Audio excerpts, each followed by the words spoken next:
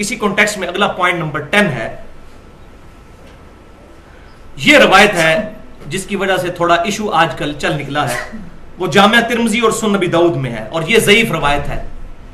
اور یہ وہ روایت ہے جس میں وہ سکم ہے جو میں پہلے بیان کر چکا, کہ سیدنا علی رضی اللہ تعالیٰ عنہ کہتے ہیں کہ آپ صلی اللہ علیہ وسلم نے مجھے وصیت فرمائی تھی کہ میں ہر سال ایک مینڈا آپ صلی اللہ علیہ وسلم کی طرف سے قربان کروں. تو 2 مینڈے سیدنا علی رضی اللہ تعالیٰ عنہ دیا کرتے تھے, ایک اپنی طرف سے اور ایک آپ صلی اللہ علیہ وسلم کی طرف سے, آپ صلی اللہ علیہ وسلم کی وفات کے بعد. تو اس حدیث میں وہی شریک بن عبداللہ القاضی جو ہیں وہ مدلس راوی ہیں اور ان سے روایت کر رہے ہیں, اور مدلس کی ان والی روایت ضعیف ہوتی ہے جب تک سما کی تصریح نہ ہو. صحیح مسلم کے مقدمے میں یہ پیٹ رول ہے, اور یہی رول ہے جس کی وجہ سے وہ خطرناک روایت بھی ضعیف ثابت ہوتی ہے جو مسند امام احمد میں ہے, اور الادب المفرد امام بخاری کی اس میں بھی موجود ہے, اور مشکات المصابیح میں بھی انٹرنیشنل نمبرنگ کے مطابق 4902 نمبر حدیث ہے. اب یہ حدیث میں اس لیے کہہ رہا ہوں کہ وہ روایت درج ہے لیکن یہ ضعیف ہے, کہ آپ صلی اللہ علیہ وسلم نے فرمایا جو شخص اپنے جاہلی نسب پر فخر کرے تو اس کو کہو کہ اپنے باپ کا عضو تناسل کاٹ کے اپنے منہ میں رکھ لو, اور یہ بات کنائے سے نہ کرو, ڈائریکٹ کرو. ولیعوذ باللہ, آپ صلی اللہ علیہ وسلم کبھی یہ بات نہیں فرما سکتے.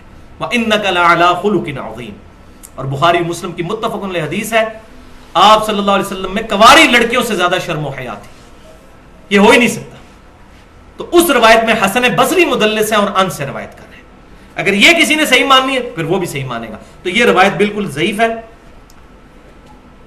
اور امام ترمذی رحمۃ اللہ علیہ بھی اس روایت کے تحت 1495 نمبر روایت کے تحت ایک مسئلہ بھی انہوں نے سالو کیا ہے, کہ عبداللہ بن مبارک رضی اللہ تعالیٰ عنہ کا قول ہے رحمۃ اللہ علیہ, جو تبع تابعین میں سے ہیں, المتوفا 181 ہجری, امام حنیفہ رحمۃ اللہ علیہ کے شاگردوں میں سے ہیں. وہ کہتے ہیں کہ میت کی طرف سے قربانی کرنا درست نہیں ہے اس حدیث کے کانٹیکسٹ میں.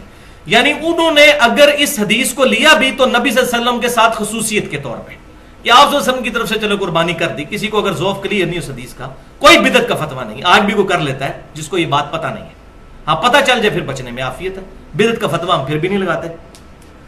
تو عبداللہ بن مبارک کہتے ہیں کہ میت کی طرف سے قربانی نہ کی جائے, البتہ میت کی طرف سے جو جانور ذبح کیا جائے گا وہ صدقہ پھر ہوگا.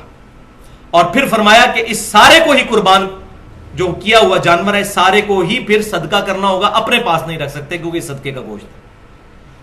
اور اس میں یہ بات یاد رکھیے, یہ بکرا بھی پھر الگ سے کرنا ہوگا.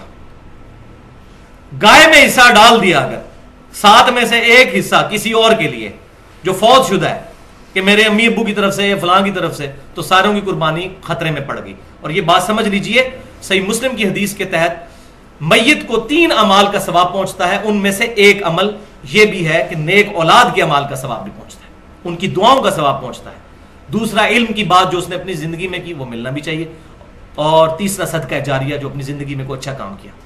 لیکن یہ جو بات ہے تو آٹومیٹکلی اگر ہم قربانی کرتے ہیں, ہمارے ماں باپ زندہ ہیں یا فوت ہو چکے ہیں, ان تک ثواب پہنچے گا, اور پوری امت کی قربانی کا ثواب آپ صلی اللہ علیہ وسلم تک بھی پہنچے گا, کیونکہ آپ صلی اللہ علیہ وسلم ذریعہ ہدایت بنے ہمارے لیے, اس میں کوئی شک ہی نہیں ہے. ہمارے ہر عمل کا ثواب آپ صلی اللہ علیہ وسلم کے نامہ اعمال میں بھی جاتا ہے, الگ سے کرنے کی ضرورت نہیں ہے.